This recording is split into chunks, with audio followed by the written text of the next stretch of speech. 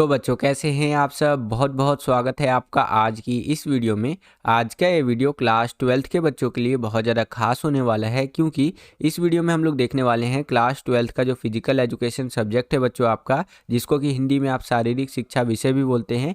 इसका जो आपका प्री बोर्ड का एग्ज़ाम होने वाला है उसके लिए एक इंपॉर्टेंट सैम्पल क्वेश्चन पेपर इस वीडियो में हम लोग देखने वाले हैं।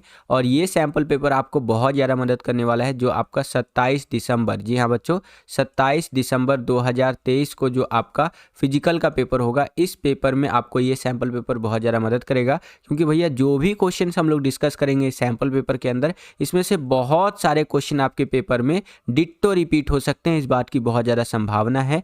और देखिए बच्चों, जो भी हम लोग क्वेश्चन लेते हैं सैम्पल पेपर के अंदर, ये वही क्वेश्चन होते हैं जो मोस्ट रिपीटेड क्वेश्चन होते हैं। यानी कि पिछले 10 साल का अगर आप पेपर उठा करके देखेंगे सीबीएसई का, तो ये क्वेश्चन बार बार रिपीट हो रखे होते हैं। ठीक है, तो वही क्वेश्चंस हम लोग आपको यहाँ पर देने का प्रयास करते हैं, क्योंकि आपका जो पेपर होता है उसमें ये क्वेश्चंस आ सकते हैं, इसकी बहुत ज़्यादा संभावना रहती है। खास करके दो सब्जेक्ट, एक तो फिजिकल एजुकेशन, एक तो आपका जियोग्राफी। यहाँ पर तो हम जो क्वेश्चंस आपको देते हैं वो ditto question same to same बहुत ज़्यादा मात्रा में रिपीट हो जाता है। 80 to 90% भी देखा गया है कि पेपर सेम टू सेम आ जाता है। ठीक है, तो वीडियो को बिल्कुल ध्यान से देखिएगा। और ये जो पेपर है आपका सैम्पल पेपर, ये आपको प्री बोर्ड में भी मदद करेगा और बोर्ड एग्जाम में भी मदद करेगा। ठीक है, दो एग्जाम के लिए एक सैम्पल पेपर, 2 in 1 आप कह सकते हैं।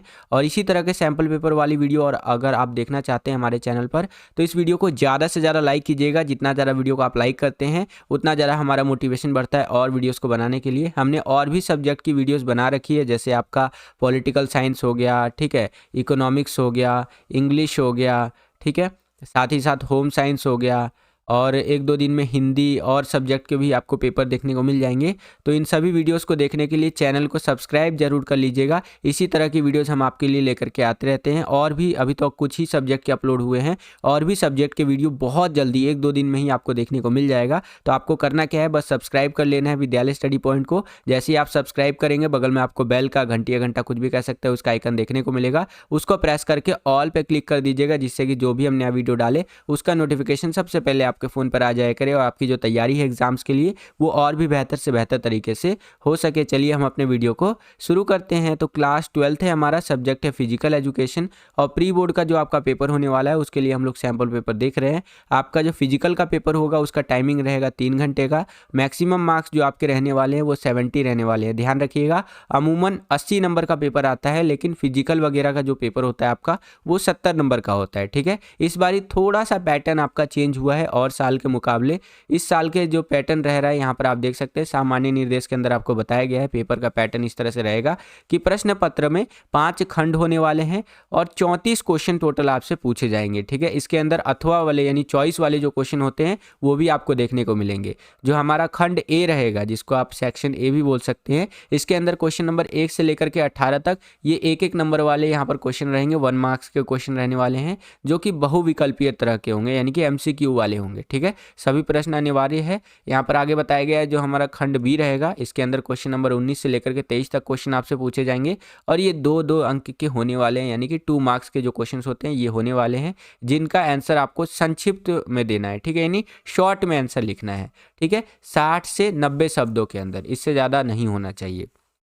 और यहाँ पर आपको आंतरिक विकल्प भी देखने को मिलेगा। आगे चले तो यहाँ पर हमारा सेक्शन सी के बारे में बताया गया है कि यहाँ पर क्वेश्चन नंबर 24 से लेकर के 28 तक क्वेश्चन रहने वाले हैं, और ये 3-3 नंबर के क्वेश्चन रहने वाले हैं। यहाँ पर कह लीजिए लघु उत्तर प्रकार के जो प्रश्न होते हैं, ठीक है, उस तरह से आपको आंसर देना है। ये वेरी शॉर्ट आंसर टाइप होते हैं 2 नंबर वाले, और ये शॉर्ट आंसर टाइप क्वेश्चन होते हैं 3 नंबर वाले। ठीक है, इनका आंसर आपको 100 to 150 वर्ड यानी कि 100 से 150 शब्दों में देना होता है। उसके आगे देखिए यहाँ पर जो हमारा खंड डी है, यानी सेक्शन डी की बात कर रहे हैं यहाँ पर, तो ये जो रहेगा आपका क्वेश्चन नंबर 29 से लेकर के 31 तक रहने वाला है। और जो 4-4 नंबर के क्वेश्चन होंगे, केस स्टडी बेस्ड वगैरह जो क्वेश्चन होंगे, वो इस सेक्शन के अंदर आपसे पूछा जाएगा। और सबसे लास्ट वाला जो आपका सेक्शन रहेगा, सेक्शन नंबर ई यानी खंड ई, इसके अंदर क्वेश्चन नंबर 32 से लेकर के 34 तक के क्वेश्चन आपसे पूछे जाएंगे, और ये 5-5 नंबर के होने वाले हैं, जो कि लघु उत्तरीय प्रकार के रहेंगे। लॉन्ग आंसर टाइप के जो क्वेश्चन होते हैं वो यहाँ पर आपसे पूछे जाएंगे।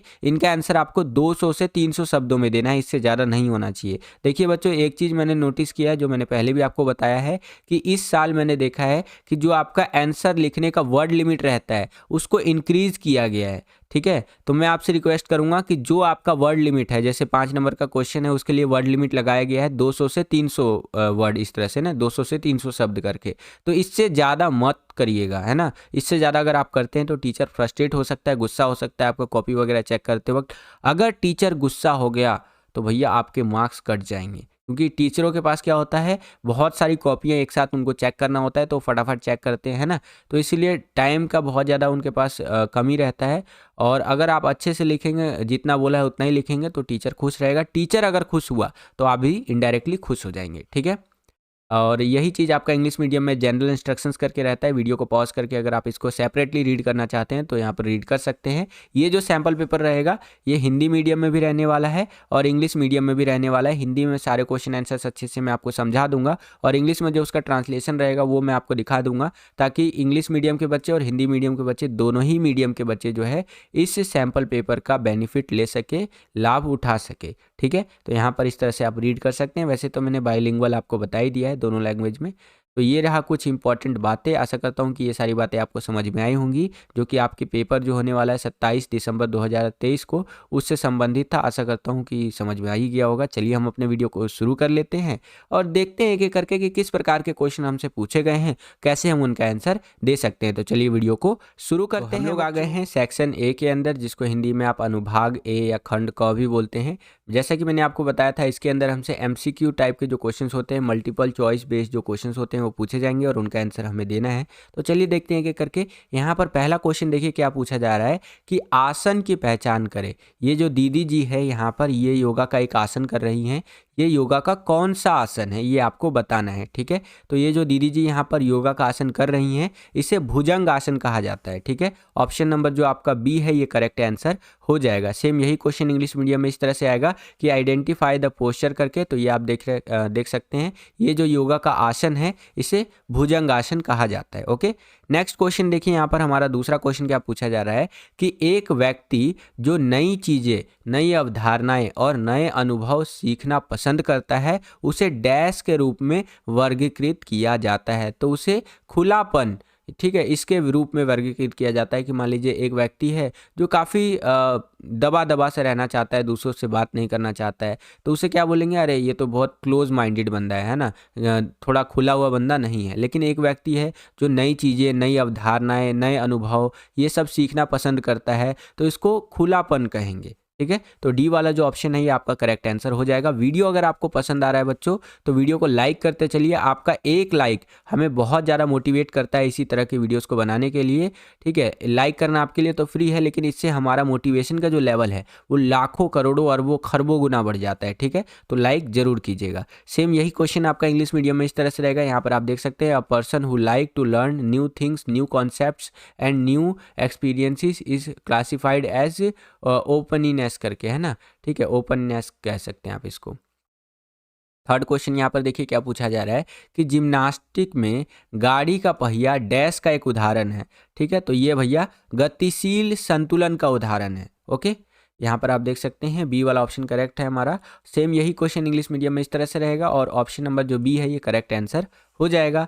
फोर्थ क्वेश्चन देखिए बच्चों, यहाँ पर क्या पूछा जा रहा है हमसे कि प्रारंभिक बाल्यावस्था होती है। ठीक है, अर्ली चाइल्डहुड जिसको बोलते हैं, स्टार्टिंग का जो बचपना होता है वो कितने साल से लेकर के कितने साल तक होता है, तो 2 साल से लेकर के 6 साल, यानी 2 वर्ष से 6 वर्ष तक आपकी प्रारंभिक बाल्यावस्था होती है, जिसमें बोलते हैं ना, नन्हे मुन्ने बच्चे तेरी मुट्ठी में क्या है।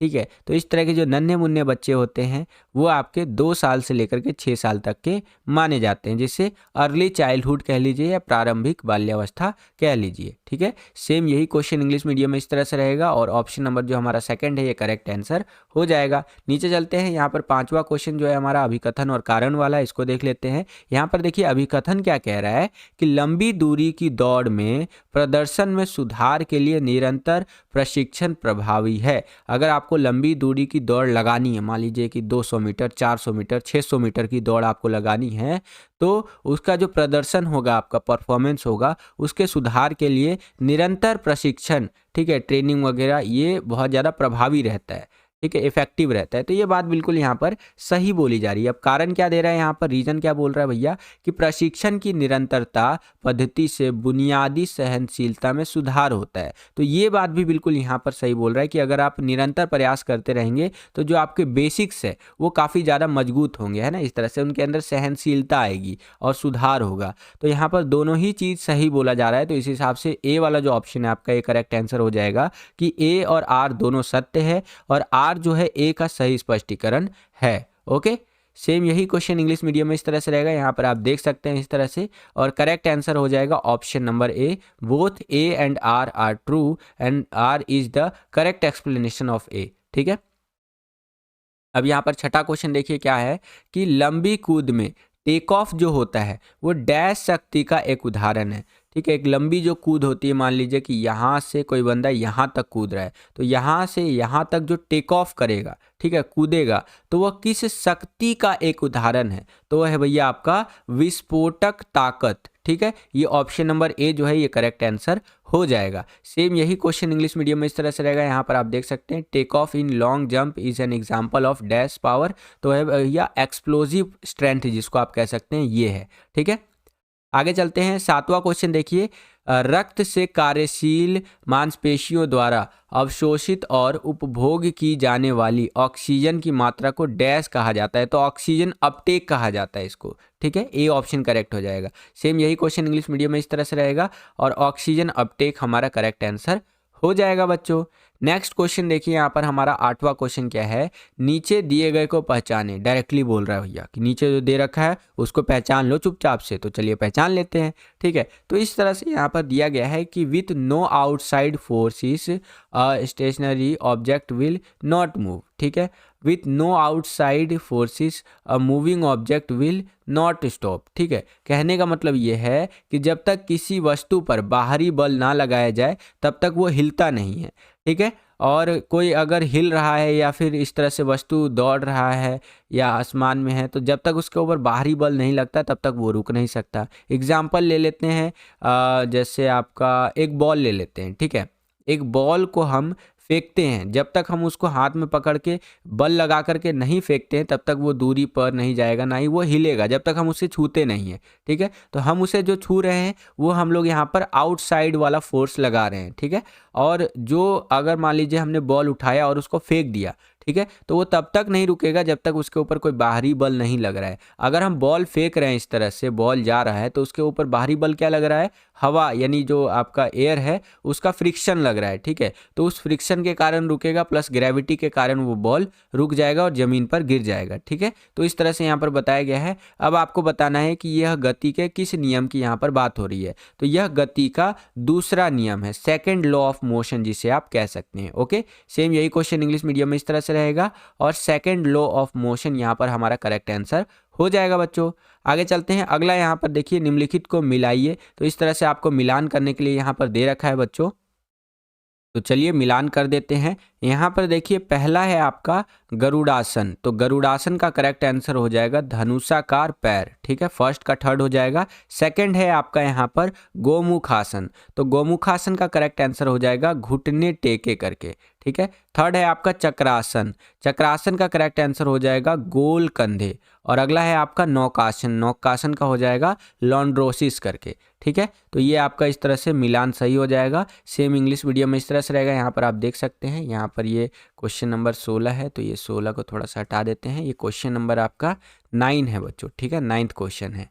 ओके, तो यहाँ पर आप देख सकते हैं। और अगर करेक्ट ऑप्शन की बात करें तो हो जाएगा ऑप्शन नंबर ए। ओके, चलिए अब हम लोग आ गए हैं 10वें क्वेश्चन के अंदर। यहाँ पर भी आपका अभिकथन और कारण वाला क्वेश्चन है ये। तो यहाँ पर देखिए अभिकथन क्या कह रहा है कि आंतरिक प्रेरणा के दीर्घकालिक लाभ होते हैं। ठीक है, दीर्घकालिक लाभ होते हैं जब आपका अंदर से मोटिवेशन आता है कि यार मैं कुछ उखाड़ सकता हूँ, इस दुनिया में कुछ कर सकता हूँ, है ना। तो इसका आपको लॉन्ग टर्म तक बेनिफिट देखने को मिलेगा। अब कारण बता रहे हैं यहाँ पर कि चूंकि इसके पीछे का कारक स्वाभाविक रूप से ऐसे कार्यों का अनुसरण कर रहे हैं जो आनंद, ठीक है, तृप्ति या चुनौती प्रदान करते हैं। उपरोक्त दो कथनों के संदर्भ में निम्नलिखित में से कौन सा सही है? तो देखिए यहाँ पर जो दोनों बात बोली गई है दोनों ही सही है, तो ए वाला ऑप्शन करेक्ट हो जाएगा। दोनों यहाँ पर अभिकथन और जो कारण है वो सत्य है, और जो आपका कारण है अभिकथन की सही व्याख्या करता है। ठीक है, तो ए वाला ऑप्शन करेक्ट हो जाएगा। सेम यही क्वेश्चन इंग्लिश मीडियम में इस तरह से रहेगा, यहाँ पर आप देख सकते हैं, और आंसर हो जाएगा ऑप्शन नंबर आपका ए। ओके, 11वां क्वेश्चन देखिए बच्चों, यहाँ पर क्या पूछ रहा है हमसे कि 1 ग्राम कार्बोहाइड्रेट में कितनी कैलोरी होती है? तो अगर आप 1 ग्राम कार्बोहाइड्रेट लेंगे तो उसके अंदर 4 कैलोरी होता है। ठीक है, तो ये सी वाला जो ऑप्शन है हमारा करेक्ट आंसर हो जाएगा। सेम यही क्वेश्चन इंग्लिश मीडियम में इस तरह से रहेगा कि 1 gram of carbohydrate contains dash calories, तो वो हो जाएगा 4। ओके, नेक्स्ट क्वेश्चन देखिए, यहाँ पर 12वां क्वेश्चन क्या पूछ रहा है कि इनमें से कौन एक सूक्ष्म खनिज नहीं है? विच of the following is not a trace mineral करके। ठीक है, तो मैग्नीशियम जो है आपका वो एक सूक्ष्म खनिज नहीं है। ऑप्शन नंबर बी हमारे यहाँ पर बिल्कुल करेक्ट आंसर हो जाएगा। सेम यही क्वेश्चन इंग्लिश मीडियम में इस तरह से रहेगा, यहाँ पर आप देख सकते हैं, और बी वाला ऑप्शन हमारा करेक्ट हो जाएगा। नेक्स्ट क्वेश्चन देखिए, यहाँ पर हमारा 13वां क्वेश्चन क्या है कि लीग मैच में टीमों की सम संख्या जो होती है, इसके लिए मैच की संख्या निर्धारित करने का सूत्र क्या होता है?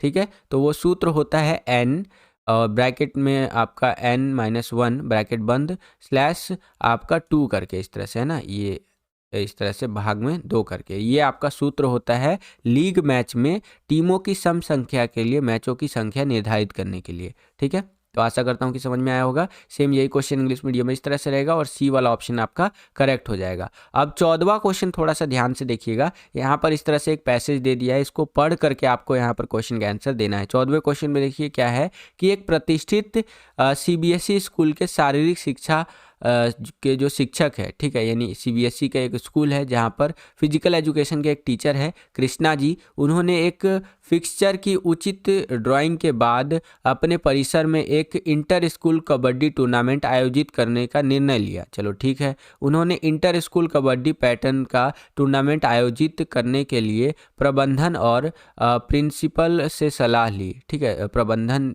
यानी जो प्रबंध कर रहे होते हैं और जो प्रिंसिपल है उनसे सलाह ली, लेकिन शारीरिक शिक्षक को इंटर स्कूल कबड्डी टूर्नामेंट के बारे में जानकारी नहीं थी। अब वो ये टूर्नामेंट करवाना तो चाहते थे, लेकिन इस टूर्नामेंट के बारे में उनको ज़्यादा जानकारी नहीं थी, इसीलिए उन्होंने नेशनल कबड्डी रेफरी एसोसिएशन से चर्चा की। ठीक है, अब देखिए आपका यहाँ पर क्वेश्चन बनता है, इस प्रकार के टूर्नामेंट को आयोजित करने के लिए निम्नलिखित में से कौन सा तरीका सबसे अच्छा रहेगा? तो लीग टूर्नामेंट यहाँ पर करवाया जाना चाहिए। ठीक है, ये काफ़ी बेस्ट रहेगा बच्चों। ओके, तो बी वाला ऑप्शन आपका करेक्ट हो जाएगा। सेम यही इंग्लिश मीडियम में इस तरह से रहेगा, और क्वेश्चन इस तरह से रहेगा कि which of the following method is best for organizing this type of tournament करके, तो लीग टूर्नामेंट आपका करेक्ट आंसर हो जाएगा बच्चों। 15वां क्वेश्चन देखिए बच्चों, यहाँ पर क्या पूछ रहे हैं हमसे कि स्कूल प्रबंधन को विशेष आवश्यकता वाले बच्चे, यानी कि जो आपका दिव्यांग बच्चे होते हैं उनकी बात हो रही है, उनकी शिक्षा में शारीरिक गतिविधि के आवश्यक स्थान को पहचानने की आवश्यकता है। इनमें से कौन सा विशेष आवश्यकता वाले बच्चों में शारीरिक गतिविधियों के परिणामों में से एक नहीं है? ठीक है, इनमें से कौन सा ऐसा ऑप्शन है जो विशेष आवश्यकता वाले यानी कि आपका दिव्यांग बच्चे होते हैं उनकी शारीरिक गतिविधियों की बात करें, फिजिकल एक्टिविटी की बात करें, तो उसके परिणामों में से एक नहीं है।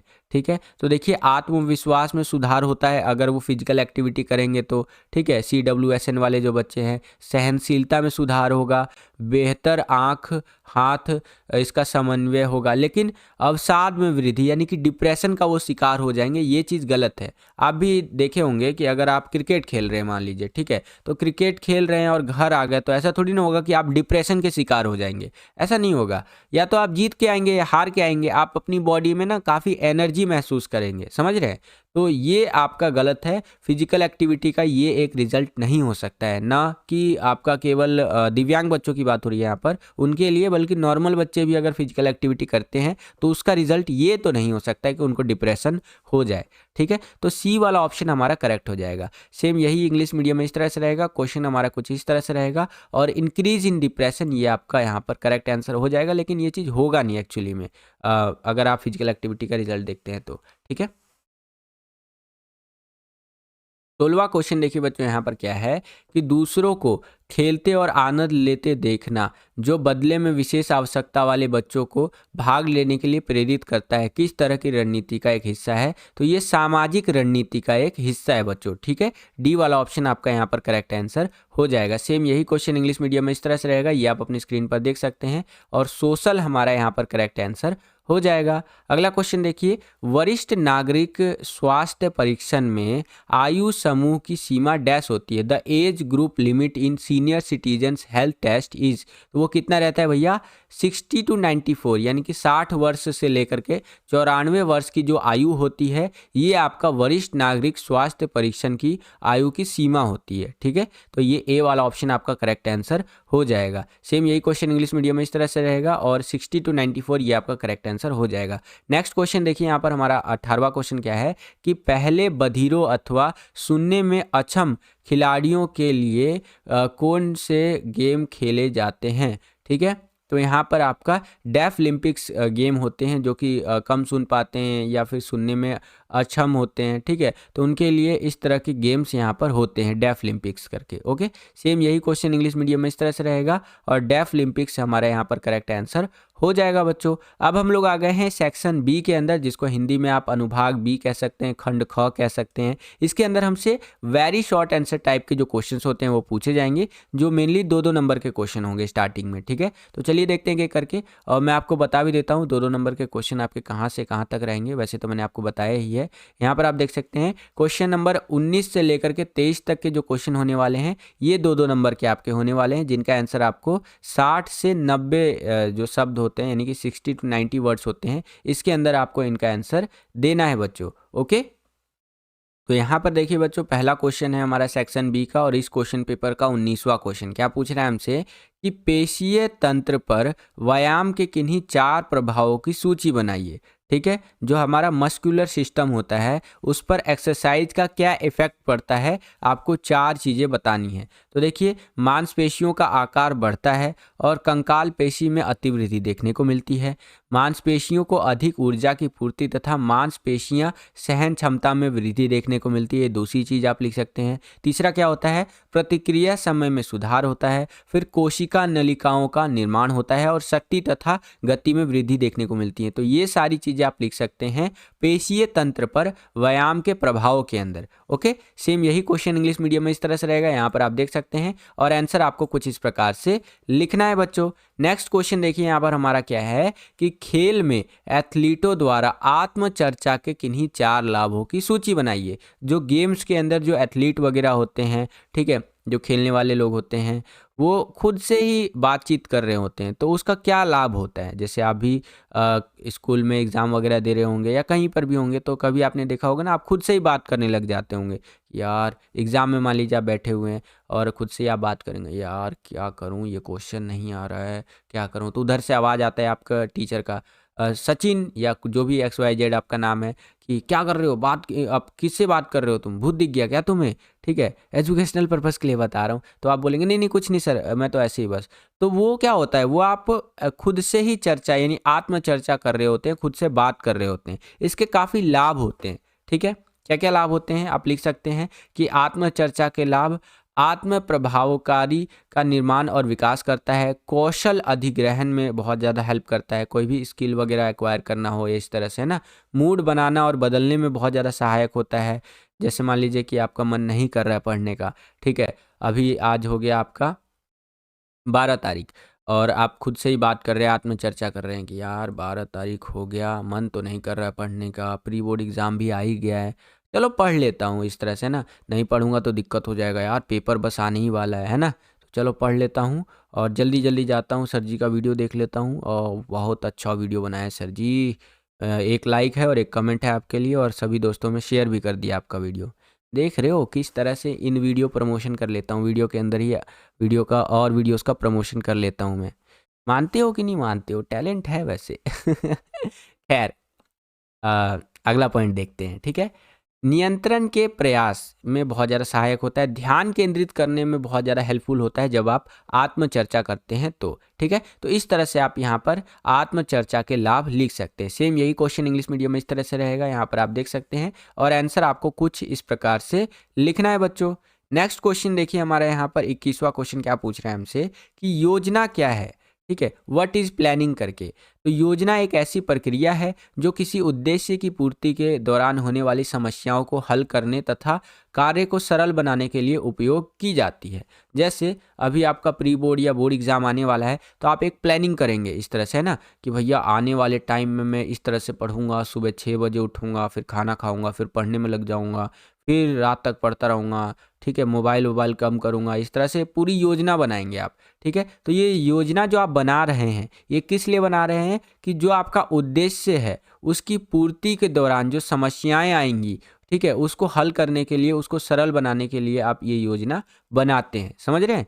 आशा करता हूँ कि ये क्वेश्चन आपको समझ में आया होगा। सेम यही क्वेश्चन आपका इंग्लिश मीडियम में इस तरह से रहेगा। व्हाट इज स्कीम लिखा हुआ है, यहाँ पर प्लानिंग रहेगा। ठीक है, व्हाट इज प्लानिंग करके तो आंसर आपको कुछ इस प्रकार से लिखना है बच्चों। नेक्स्ट क्वेश्चन देखिए, कोमल उत्तक क्षति के किन्हीं दो प्रकारों को उदाहरणों की सहायता से समझाइए। ठीक है, जिसे आप इंग्लिश में सॉफ्ट टिश्यू इंजुरी भी बोलते हैं। ठीक है, तो पहला आप लिख सकते हैं गुम चोट या फिर अंतः क्षति। ठीक है, शरीर के किसी हिस्से पर सीधे प्रहार के कारण होने वाला घाव। उदाहरण के लिए एक खिलाड़ी का घुटना दूसरे व्यक्ति की जांघ से टकराता है तो इसे गुम चोट या फिर अंतः क्षति बोलते हैं। ठीक है, तो ये सीधे प्रहार के कारण होता है, जो कि आपका सॉफ्ट टिश्यू जो होता है ना, सॉफ्ट टिश्यू इंजुरी, जिसे हिंदी में आप कोमल उत्तक क्षति भी बोलते हैं, इसका एक उदाहरण है।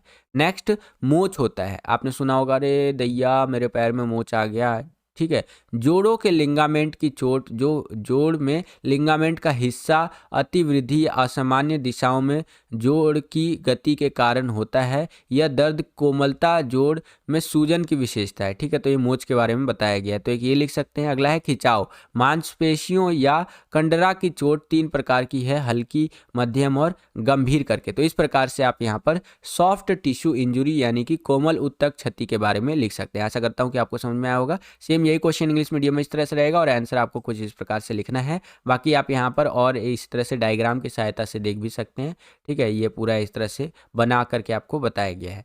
नेक्स्ट क्वेश्चन देखिए हमारा यहाँ पर 23वां क्वेश्चन क्या है कि संतुलित आहार से क्या अभिप्राय है। ठीक है, जिसे इंग्लिश में बैलेंस डाइट भी कहते हैं। तो इसके लिए तो मैंने कई बार एग्जांपल दिया है कि बहुत सारे जिम वाले बंदे, ठीक है, इस तरह के जो हेल्थ कॉन्शियस बंदे होते हैं ना, वो संतुलित आहार लेते हैं, बैलेंस डाइट लेते हैं। जैसे एक फेमस पर्सनैलिटी का अगर मैं नाम लूँ तो आपको डायलॉग से ही पता चल जाएगा। राम राम सारे भाइयों ने, आज है मेरा 75 वार्ड का 75वां दिन। आज मैंने सुबह पानी पी के फ्रेश होके मैंने खाए ड्राई फ्रूट और मैं निकल गया यहाँ पर वर्कआउट के लिए। ठीक है, ये मैं अंकित बेनपुरिया जी की बात कर रहा हूँ, इन भैया की बात कर रहा हूँ।